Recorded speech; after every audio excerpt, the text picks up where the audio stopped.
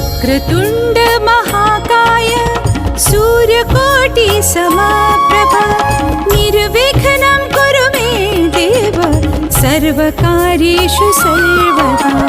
वक्रतुण्ड महाकाय सूर्यकोटि समप्रभा निर्विघ्नं कुरु मे देव सर्वकार्येषु सर्वदा।